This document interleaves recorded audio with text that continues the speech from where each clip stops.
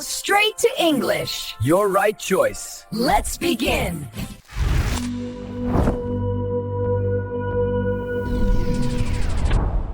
Ouch. Did that sound make you nervous? Welcome back, friends. That sound, I must say, is the universal trigger for instant regret and a very specific kind of terror. But hey, today we are taking the plunge. We are facing the fear, and we are going to the dentist. We are. And we need to arm you with the specific English words to describe your misery and, the technical terms for all the procedures you might face. Indeed. Because ignoring a toothache isn't just painful, it's dangerous. Totally. What if you need a filling or, the worst one, a root canal and you don't know the phrase? You can't just point and groan. You risk turning a simple cavity into a surgical emergency. It's not a good situation. So we're going to fix that. Here's our mission for this deep dive. Yeah. We're following the unfortunate journey of a man named Ben. Poor Ben has a really terrible toothache. And to make matters worse, he's terrified of needles and finds himself in this predicament. A predicament? What does that mean again? A predicament is a difficult, uncomfortable, and often slightly ridiculous situation with no easy escape. Ben is living the dental nightmare. Okay, so through Ben's story, we're going to give you the vocabulary for symptoms, right? Like sensitive, throbbing, swollen. And the entire procedural language. The x-ray, the Novocaine, the drill, and of course the commands the doctor will bark at you. All right, let's start at the beginning. Ben walks in, he's in the chair, and he starts with that classic line, "No offense, doctor, but I hate dentists." A classic. The doctor, Dr. Evans, just files that under things I hear 10 times a day and gets right to it.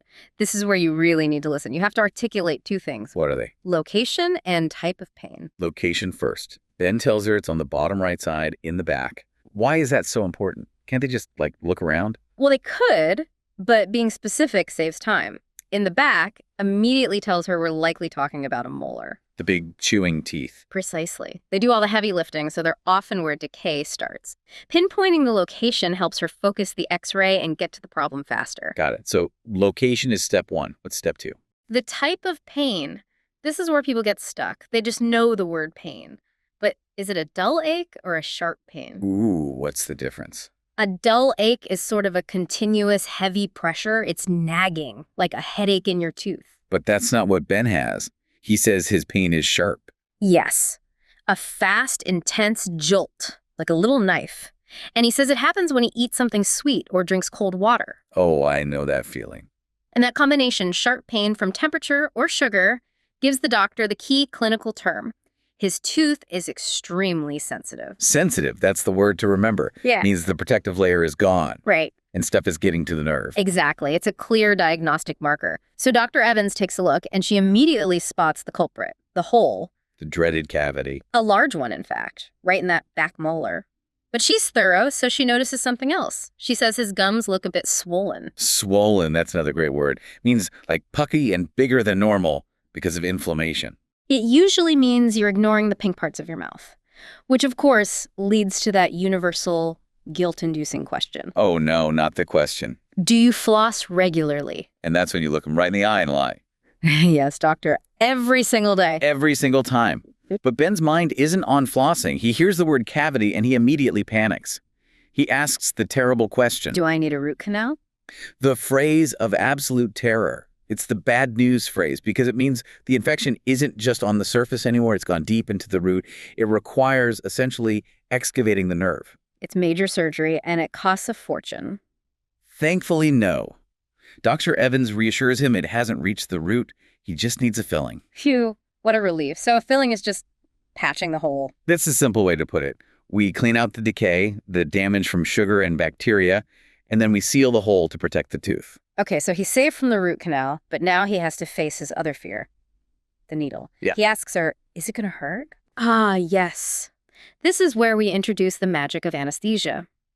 Dr. Evans prepares a shot of Novocaine to numb the area. Let's break that down. To numb is the verb, right? The action of taking away the feeling. Correct. And the result is the adjective numb. Your mouth feels numb.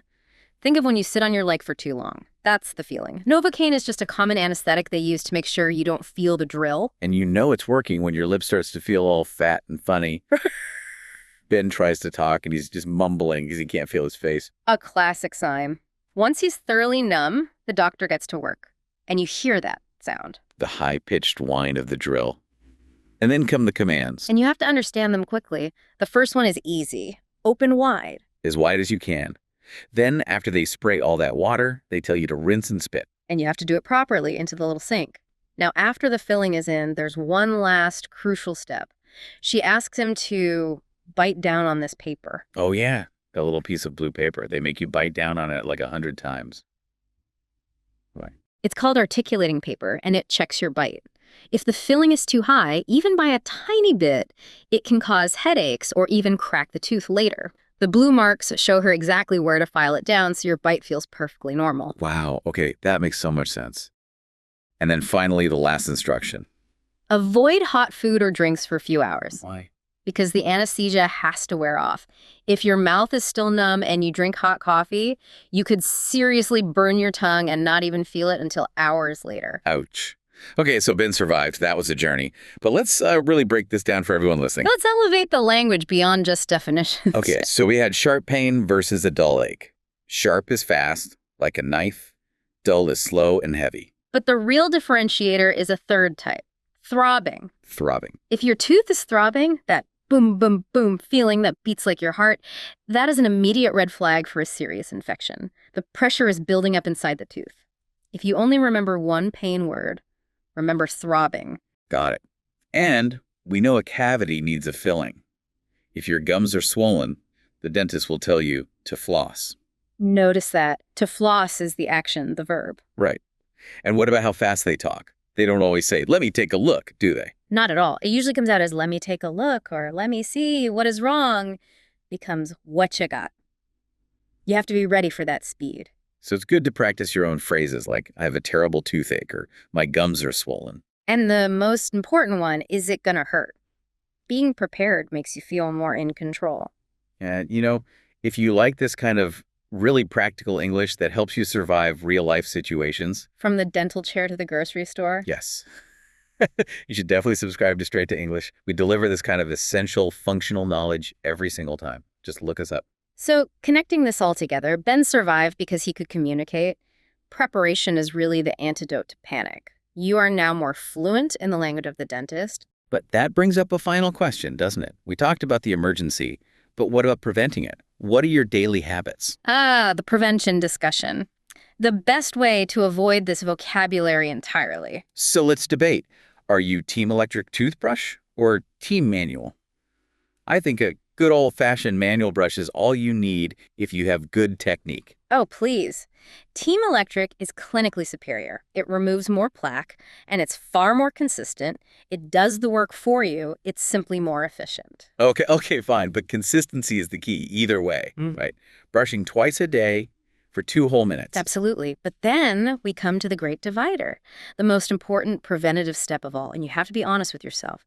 Do you floss every single day? That little piece of string. It's the guardian against the root canal, isn't it? Yeah. Gets all the stuff the brush misses. It keeps the space between your teeth and your gums healthy. That is the difference between a routine checkup and a major predicament. And think of all the money you'll save. That's the best motivation. The only way to ensure you never have to ask about Novocaine again is through diligent daily care. So you're armed with the words now, but work on that prevention. Thank you for joining us for this essential deep dive. Keep learning, keep smiling with those super clean teeth, and make sure you subscribe to No System, Straight to English for more practical knowledge. We'll catch you next time.